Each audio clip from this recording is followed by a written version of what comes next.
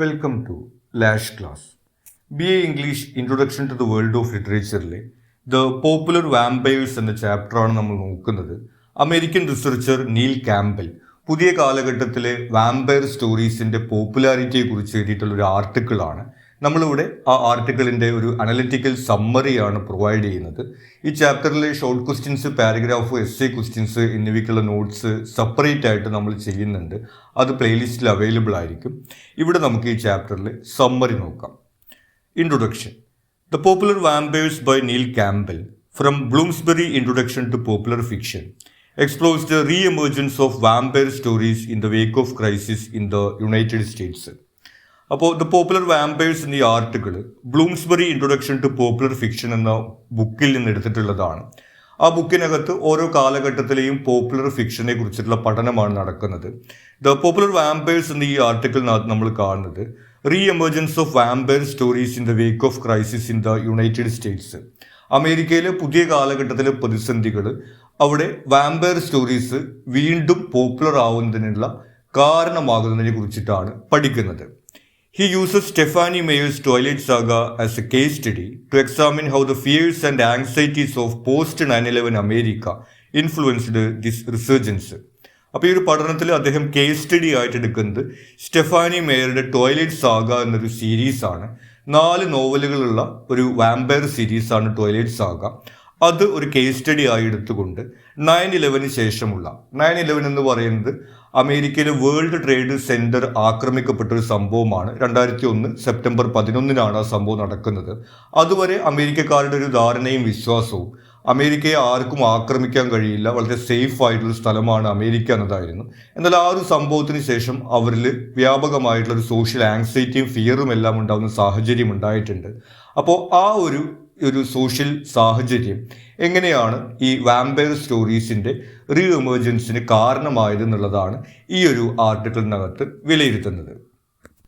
The Twilight Saga is a series of 4 novels: Twilight, New Moon, Eclipse and Breaking Dawn. നമ്മൾ നേരത്തെ സൂചിപ്പിച്ചതുപോലെ twilight saga എന്ന് പറയുന്നത് 4 നോവലുകളുടെ ഒരു സീരീസ് ആണ്. The saga follows the protagonist Bella. ഈ നോവലുകളിൽ പ്രധാന കഥാപാത്രമായിട്ട് നമ്മൾ കാണുന്നത് ബെല്ല എന്നൊരു ടീനേജ് ഗേളിനെയാണ്. As she transforms into vampire after discovering a community of vampires, werewolves and humans. അവൾ ഒരു വാമ്പയേഴ്സിൻ്റെയും വെയർവോൾസിൻ്റെയും ഹ്യൂമൻസിൻ്റെയും കമ്മ്യൂണിറ്റി കണ്ടെത്തുകയും അവരുമായിട്ടുള്ള ഇൻട്രാക്ഷൻസിലൂടെ ഒരു വാമ്പയർ ആവാൻ വേണ്ടി തീരുമാനിക്കുകയും ചെയ്യുന്നതാണ് ഈ നോവലിൽ നമ്മൾ കാണുന്നത്. The plot revolves around Bella's relationships with Jacob Black the werewolf, her romance with Edward the vampire, and the conflicts and resolutions within the community. ഈ നോവലിലെ പ്ലോട്ടായിട്ട് നമ്മൾ കാണുന്നത് ബെല്ല ജേക്കബ് ബ്ലാക്ക് എന്ന് പറയുന്ന ഒരു വെയർവോൾഫുമായിട്ടുള്ളൊരു സൗഹൃദവും അവൾക്ക് എഡ്വേർഡ് എന്നൊരു വാമ്പയറുമായിട്ടുണ്ടാവുന്ന റൊമാൻസും അതുപോലെ അവിടെ ഉണ്ടാവുന്ന മറ്റ് പ്രശ്നങ്ങളും അവയ്ക്ക് ഉണ്ടാവുന്ന പരിഹാരങ്ങളും എല്ലാമാണ് ഈ നോവലുകളുടെ പ്ലോട്ടായിട്ട് നമ്മൾ കാണുന്നത്. Campbell begins his analysis by referencing Deleuze and Guattari's theory. ഇനി അദ്ദേഹത്തിന്റെ അനാലിസിസ് അദ്ദേഹം ആരംഭിക്കുന്നത് ഡെലൂസ്, ഗുവത്താരി എന്ന 2 സ്കോളേഴ്സിന്റെ തിയറി ഉദ്ധരിച്ചുകൊണ്ടാണ്. It suggest vampire stories become popular during distress such as war, famine and epidemic as a criticism of humanity through fantasy. ആ തിയറിയിൽ പറയുന്നത് യുദ്ധം, ക്ഷാമം, മഹാമാരികൾ തുടങ്ങിയിട്ടുള്ള പ്രതിസന്ധികളുടെ സമയത്താണ് വാമ്പയർ സ്റ്റോറീസ് പോപ്പുലർ ആവുന്നത്. ഫാന്റസിയിലൂടെയുള്ള ഒരു സാമൂഹ്യ വിമർശനം നടത്തുന്നത് കൊണ്ടാണ് ഇത്തരം സാഹചര്യങ്ങളിൽ വാമ്പയർ സ്റ്റോറീസ് പോപ്പുലർ ആവുന്നത് എന്നാണ് ആ തിയറിയിൽ പറയുന്നത്. ദ റെഫറൻസസ് ടു നിന ഓർബാഷ്സ് argument that each era embraces its vampires and Teresa Goddu's remark that vampires reflect national moods establish the central idea of the disease. ഇതുകൂടാതെ നിന ഓർബാഷിന്റെ ആർഗ്യുമെന്റിൽ പറയുന്നത് ഈ ചെറ എംബ്രേസസ് ഇറ്റ്സ് വാമ്പയേഴ്സ് ആണ്. ഓരോ കാലഘട്ടത്തിലും ആ കാലഘട്ടത്തിന് ചേർന്ന വാമ്പയേഴ്സ് ആണ് ഉണ്ടാവുന്നതെന്ന് അവർ പറയുന്നു. ഇതുകൂടാതെ തെരേസ ഗോദു റിമാർക്ക് ചെയ്യുന്നത് വാമ്പയേഴ്സ് റിഫ്ലക്ട് നാഷണൽ മൂഡ്സ് എന്നാണ്. ഓരോ പ്രദേശത്തിന്റെയും മൂഡ്സ് ആണ് ആ പ്രദേശത്തിൽ നിന്ന് ഉത്ഭവിക്കുന്ന വാമ്പയേഴ്സിൽ കാണുക എന്നാണ് അവർ പറയുന്നത്. അപ്പോൾ ഈ പോയിന്റുകളാണ് ഈ ഒരു ആർട്ടിക്കിളിന്റെ സെൻട്രൽ ഐഡിയ ആയിട്ട് നമ്മൾ കാണുന്നത്. It argues vampire stories resonate with the times and society from which they emerge. അപ്പോൾ ഈ ആർട്ടിക്കിളിലെ പ്രധാന പോയിന്റ് ആയിട്ട് നമ്മൾ കാണുന്നത് വാമ്പയർ സ്റ്റോറീസിലെ വാമ്പയേഴ്സ് അവ ഉത്ഭവിക്കുന്ന കാലഘട്ടത്തിൻ്റെയും അവ ഉത്ഭവിക്കുന്ന പ്രദേശത്തിൻ്റെയും സൃഷ്ടിയാണ്. ആ ഒരു സമൂഹത്തിന്റെ ഒരു നേർചിത്രമാണ് ആ വാമ്പയേഴ്സിൽ നമുക്ക് കാണാൻ സാധിക്കുക എന്നാണ് ഈ ഒരു ആർട്ടിക്കിളിൽ പൊതുവെയുള്ള പോയിന്റ് ആയിട്ട് നമുക്ക് പറയാവുന്നത്. ഇതിന്റെ ഒരു ഉദാഹരണമായിട്ട് നമുക്ക് പറയാവുന്നത് ആദ്യ കാലഘട്ടങ്ങളിലെ വാമ്പയർ സ്റ്റോറീസ് ഹൊറർ സ്റ്റോറീസ് ആയിട്ടാണ് നമുക്ക് അറിയാൻ കഴിയുക. നമുക്കറിയാം, ഇലക്ട്രിസിറ്റി ഒന്നും ഇല്ലാത്തൊരു കാലഘട്ടത്തിൽ ഒരുപാട് നിഗൂഢതകളുള്ള ഒരു ജീവിതമാണ് മനുഷ്യർ ജീവിക്കുന്നത്. ആ നിഗൂഢതകൾക്കുള്ള ഒരു ഉത്തരമായിട്ടാണ് വാമ്പയർ സ്റ്റോറീസ് ആദ്യ കാലഘട്ടത്തിൽ ഉണ്ടാവുന്നത്. പിന്നീട് വെർണൻ ഹെർസോഗ് എന്നുള്ള ഒരു ജർമ്മൻ ഡയറക്ടറുടെ നൊസ്ഫെറാതു എന്ന് പറയുന്ന ഒരു സിനിമയ്ക്കകത്ത് വളരെ വ്യത്യസ്തമായിട്ട് ഡ്രാക്കുളയെ അവതരിപ്പിക്കുന്നത് നമ്മൾ കാണുന്നുണ്ട്. 1979 പുറത്തിറങ്ങിയിട്ടുള്ള ആ ഒരു സിനിമയിൽ നൂറ്റാണ്ടുകളുടെ ഏകാന്തത അനുഭവിക്കുന്ന ഒരു കഥാപാത്രമായിട്ടാണ് ഡ്രാക്കുളയെ അവതരിപ്പിക്കുന്നത്. അപ്പൊ നമുക്കറിയാം, 1979 എന്ന് പറയുന്നത് വ്യവസായവൽക്കരണത്തിന് ശേഷമുള്ള ഈ ഒരു മോഡേൺ സൊസൈറ്റിയിൽ ഏകാന്തത അനുഭവിക്കുന്ന മനുഷ്യരുടെ ഒരു ചിത്രം ആ ഒരു വാമ്പയറിൽ നമ്മൾ കാണുന്നുണ്ട്. ഇനി വാമ്പയർ അല്ല എന്നുണ്ടെങ്കിലും മറ്റൊരു വില്ലൻ കഥാപാത്രത്തിലും ഇതിന് ചേർന്നിട്ടുള്ള ഒരു ഐഡിയ നമുക്ക് കാണാൻ സാധിക്കും. ടോഡ് ഫിലിപ്സിന്റെ ജോക്കർ എന്നുള്ള സിനിമയ്ക്കകത്ത് ജോക്കർ എന്ന് പറയുന്ന കഥാപാത്രം പുതിയ കാലഘട്ടത്തിലെ മാനസിക ആരോഗ്യവുമായി ബന്ധപ്പെട്ടിട്ടുള്ള പ്രശ്നങ്ങൾ അവതരിപ്പിക്കുന്ന ഒരു കഥാപാത്രമായിട്ടാണ് വരുന്നത്. അപ്പോൾ ഇത്തരത്തിൽ ഈ വാമ്പയർ കഥാപാത്രങ്ങൾ ഓരോ കാലഘട്ടത്തിലെയും ഓരോ സമൂഹത്തിന്റെയും നേർചിത്രമാണ് അവതരിപ്പിക്കുന്നത് എന്നുള്ള ഒരു പോയിന്റ് ആണ് ഈ ആർട്ടിക്കിളിനകത്ത് പറഞ്ഞു വെക്കുന്നത്.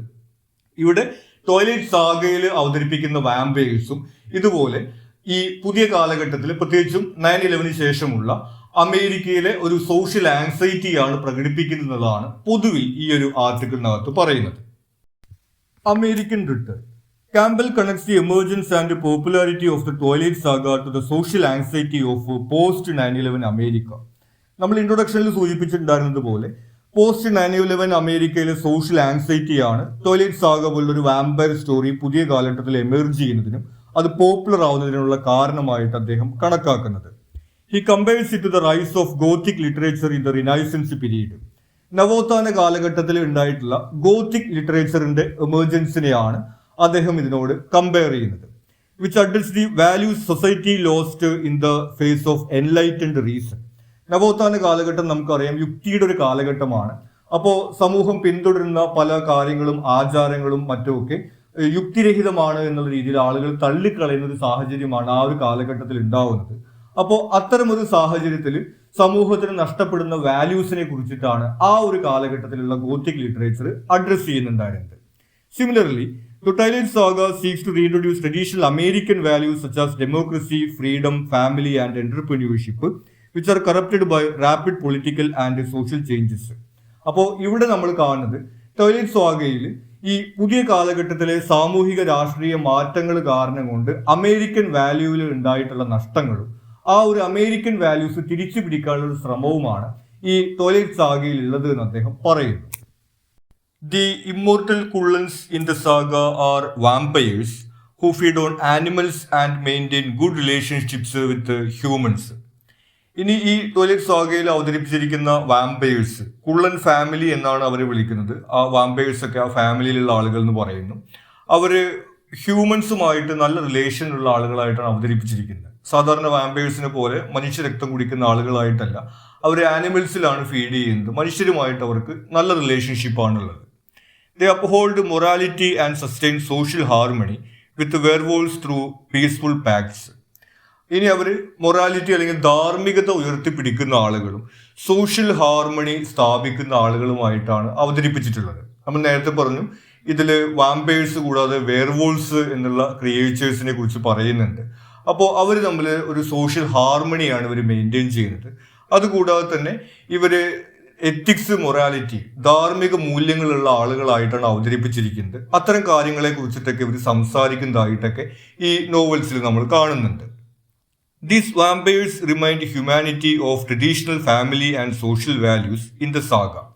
അപ്പോൾ നമ്മൾ നേരത്തെ സൂചിപ്പിച്ചിട്ടുള്ള ഈ ട്രഡീഷണൽ അമേരിക്കൻ വാല്യൂസ് തിരിച്ചു കൊണ്ടുവരാൻ വേണ്ടിയിട്ടുള്ള ശ്രമം ഈ നോവലിൽ നടക്കുന്നുണ്ട് എന്നാണ് ഈ പോയിന്റിൽ പറയുന്നത്.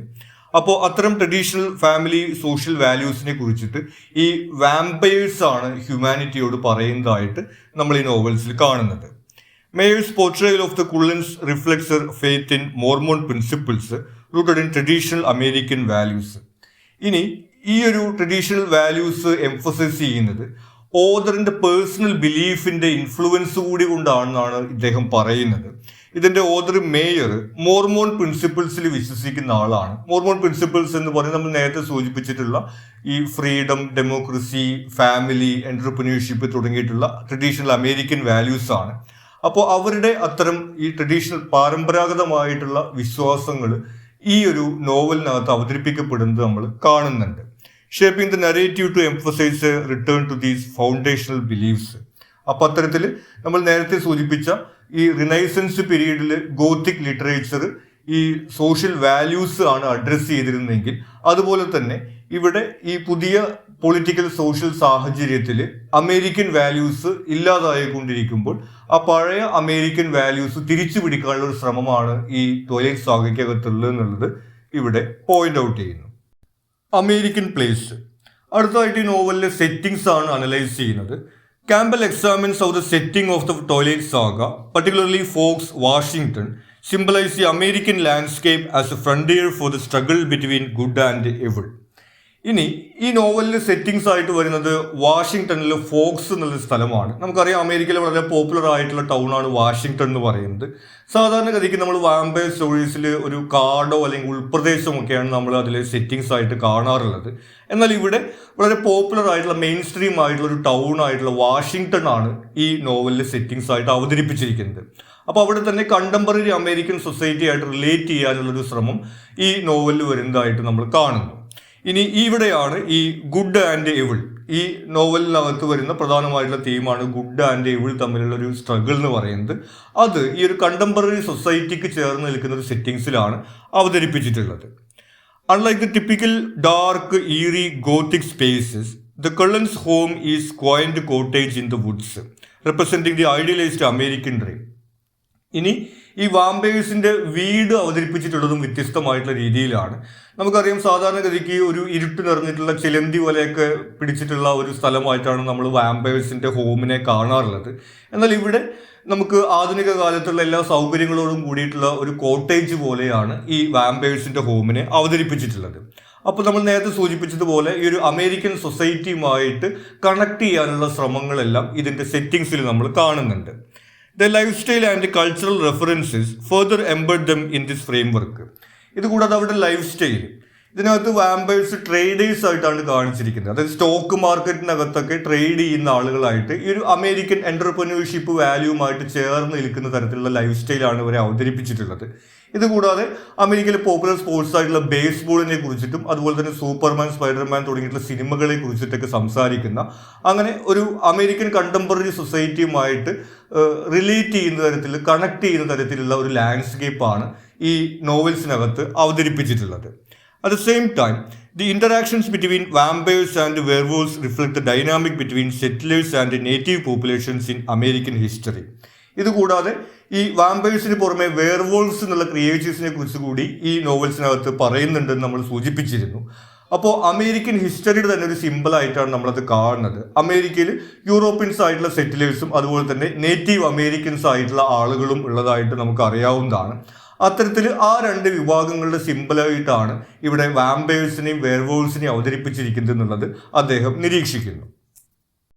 Another significant landscape is the Isle Esme, the mystic space where Bella transforms into a vampire.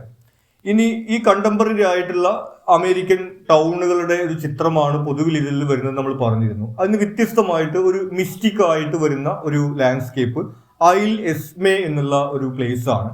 അവിടെ വെച്ചിട്ടാണ് ഈ നോവൽസിലെ പ്രൊട്ടഗോണിസ്റ്റ് ആയിട്ടുള്ള ബെല്ല ഒരു വാമ്പയർ ആയിട്ട് മാറുന്ന പ്രോസസ്സ് നടക്കുന്നത്.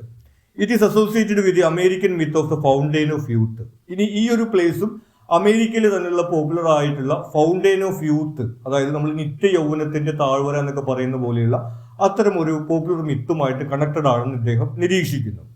The saga's portrayal of unity, exemplified in the collective effort to fend off the Volturi, illustrates the desire for cohesion within the American community.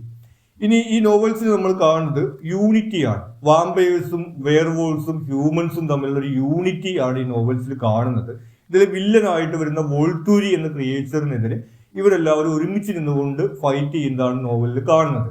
അപ്പോൾ അത്തരത്തിൽ നമ്മൾ നേരത്തെ സൂചിപ്പിച്ച പോലെ അമേരിക്കയിലുള്ള യൂറോപ്യൻ സെറ്റിലേഴ്സ്, അതുപോലെ നേറ്റീവ് അമേരിക്കൻസ് തുടങ്ങിയിട്ടുള്ള ഡിഫറെന്റ് കമ്മ്യൂണിറ്റിയിലുള്ള അമേരിക്കക്കാർ തമ്മിൽ ഒരു യൂണിറ്റി വേണമെന്നുള്ളൊരു സന്ദേശമാണ് ഇതിൽ അവതരിപ്പിക്കുന്നത് എന്നുള്ളത് അദ്ദേഹം നിരീക്ഷിക്കുന്നു. American youth. The saga's appeal extends to its primary audience, American youth. ഇനി ഒരു ടീനേജ് പ്രൊട്ടഗോണിസ്റ്റ് വെച്ചിട്ടുള്ള ഒരു നോവൽ സീരീസ് എന്ന നിലയ്ക്ക് യൂത്തിനെയാണ് ഇത് ടാർഗറ്റ് ചെയ്യുന്നത്. അപ്പൊ അവരുമായി ബന്ധപ്പെട്ടുള്ള വിഷയങ്ങൾ ഈ നോവൽസിനകത്ത് വരുന്നുണ്ട്. Bella, the teenage protagonist, grapples with typical adolescent anxieties and dilemmas. നമ്മൾ നേരത്തെ സൂചിപ്പിച്ചതുപോലെ ഇതിലെ ടീനേജ് പ്രൊട്ടഗോണിസ്റ്റ് ആയിട്ടുള്ള ബെല്ല ടീനേജുമായി ബന്ധപ്പെട്ട് വരുന്ന ഈ ആങ്സൈറ്റിയിലൂടെ എല്ലാം കടന്നു പോകുന്നത് ഈ നോവൽസിൽ അവതരിപ്പിക്കുന്നുണ്ട്. ടീനേജുമായി ബന്ധപ്പെട്ട ആങ്സൈറ്റീസ് എന്ന് പറയുന്നത് ആ ഒരു പ്രായത്തിൽ ഫ്രണ്ട്ഷിപ്സുമായിട്ട് ബന്ധപ്പെട്ടും റിലേഷൻഷിപ്സുമായി ബന്ധപ്പെട്ടിട്ടൊക്കെ ഉണ്ടാവുന്ന കൺഫ്യൂഷൻസ്, ആങ്സൈറ്റീസ് തുടങ്ങിയിട്ടുള്ള കാര്യങ്ങളൊക്കെ ഈ നോവൽസ് കൈകാര്യം ചെയ്തു പോകുന്നു. The saga reflects a longing to revive lost values, presenting a romantic narrative between Bella and Edward that contrasts modern dating's fast-paced culture. ഇനി ട്രഡീഷണൽ വാല്യൂസിലേക്ക് തിരിച്ചു പോകാനുള്ള ഒരു ആഹ്വാനം ഈ സാഗയിലുണ്ടെന്ന് നമ്മൾ നേരത്തെ സൂചിപ്പിച്ചിരുന്നു. എഡ്വേർഡും ബെല്ലയും തമ്മിലുള്ള റൊമാൻറ്റിക് റിലേഷൻഷിപ്പിലും ഈ ഒരു പോയിന്റ് നമുക്ക് കാണാവുന്നതാണ്. നമുക്കറിയാം, വെസ്റ്റേൺ കൾച്ചറിനകത്ത്, അമേരിക്കൻ സൊസൈറ്റിക്കകത്ത് ഒരു ഡേറ്റിംഗ് കൾച്ചറാണ് റൊമാൻസുമായി ബന്ധപ്പെട്ട് നിലനിൽക്കുന്നുള്ളത്. എന്നാൽ അതിന് വ്യത്യസ്തമായിട്ടുള്ള ഒരു പരമ്പരാഗതമായിട്ടുള്ള റൊമാൻസ്, സോൾമേറ്റ് തുടങ്ങിയിട്ടുള്ള ഒരു സങ്കല്പമാണ് ബെല്ലയും എഡ്വേർഡും തമ്മിലുള്ള റിലേഷൻഷിപ്പിനകത്ത് ഈ സാഗയിൽ അവതരിപ്പിച്ചിട്ടുള്ളത്. Instead of reckless independence, their slow-paced traditional courtship culminates in Bella discovering her soulmate, purpose and true identity.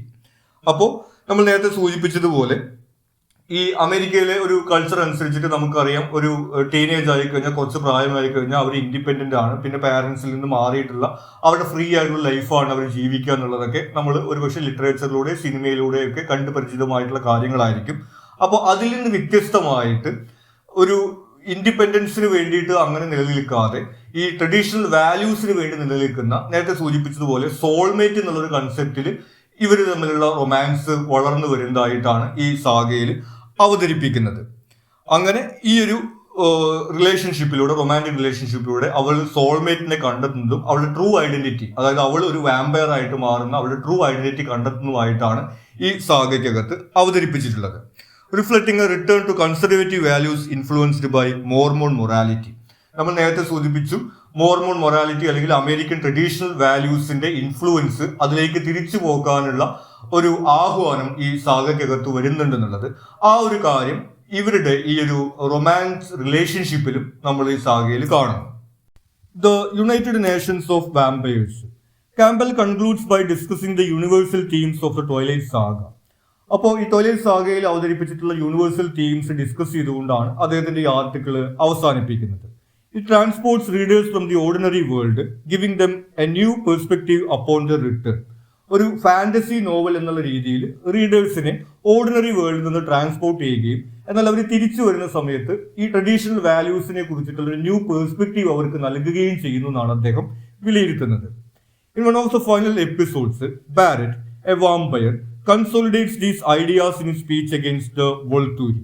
അപ്പോൾ ഈ സാഗ പറയാൻ ഉദ്ദേശിക്കുന്ന ഐഡിയാസ് എല്ലാം തന്നെ ഇതിൽ ഫൈനൽ എപ്പിസോഡിനകത്ത് ബാരറ്റ് എന്നുള്ള ഒരു വാമ്പയർ കഥാപാത്രം വോൾത്തൂരി എന്നുള്ള വില്ലൻ കഥാപാത്രത്തിനെതിരെ നടത്തുന്ന സ്പീച്ചിനകത്ത് കൺസോളിഡേറ്റ് ചെയ്യുന്നതായിട്ട് അദ്ദേഹം സൂചിപ്പിക്കുന്നു. He calls for embracing traditional values and fighting against oppression. നമ്മൾ നേരത്തെ സൂചിപ്പിച്ചതുപോലെ ഒരു നാഷണൽ സേഫ്റ്റി എന്നുള്ള കാര്യത്തിന് വേണ്ടിയിട്ട് ഫൈറ്റ് ചെയ്യുന്നതിനും അതുപോലെ തന്നെ ഈ ട്രഡീഷണൽ വാല്യൂസ് പ്രൊട്ടക്ട് ചെയ്യുകയും എന്നുള്ള കാര്യമാണ് ആ ഒരു സ്പീച്ചിനകത്ത് പറയുന്നത്. Despite the novel's non-violent ethics, Campbell criticizes the glorification of conservatism. ഇനി ഈ നോവൽസിനകത്ത് നമ്മൾ കാണുന്നത് നോൺ വയലന്റ് ആയിട്ടുള്ള ഒരു ഫിലോസഫിയാണ് അവതരിപ്പിക്കുന്നത്. നമ്മൾ സൂചിപ്പിച്ചു, വാമ്പയേഴ്സ് എന്ന് പറയുന്നത് സിവിലൈസ്ഡ് ആയിട്ടുള്ള ആളുകളാണ്, സോഷ്യൽ ഹാർമണിക്ക് വേണ്ടി നിലകൊള്ളുന്ന ആളുകളായിട്ടാണ് അവതരിപ്പിച്ചിരിക്കുന്നത്.